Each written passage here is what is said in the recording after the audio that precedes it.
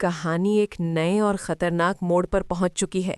यासीन की मां के इंतकाल के बाद घर में गम का माहौल होता है, लेकिन यासीन के इरादे अब और भी मजबूत हो चुके होते हैं। वो अंदर ही अंदर कुछ बड़ा करने की योजना बना रहा होता है। दूसरी तरफ पाकीज़ा ये खबर सुनकर बेचैन हो जाती है। उसे महसूस होता है कि अब हालात पहले से ज्यादा खराब होने वाले हैं।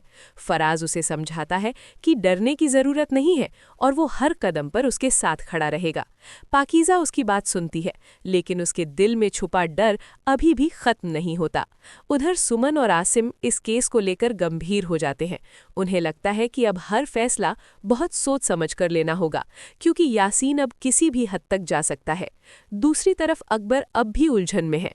वो अपनी बहन और यासीन के बीच सच्चाई समझने की कोशिश कर रहा होता है।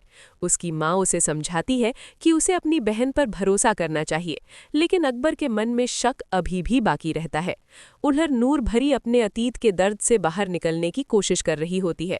उसे एहसास होता है कि उसने अपनी जिंदगी के कई साल एक झूठ के इंतजार में गुजार दिए। अब वो खुद के लिए जीने का फैसला करती है।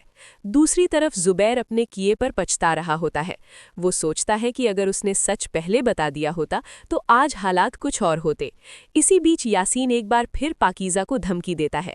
वो कहता है कि अगर उसने केस वापस नहीं लिया तो वो उसकी जिंदगी बर्बाद कर देगा।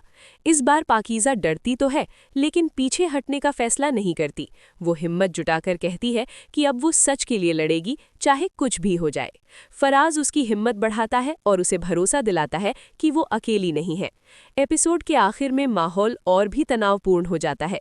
यासीन कहीं बैठकर किसी से बात कर रहा होता है और उसके चेहरे पर एक खतरनाक मुस्कान होती है। वो इशारा करता है कि अब वो अपनी अगली चाल चलने वाला है।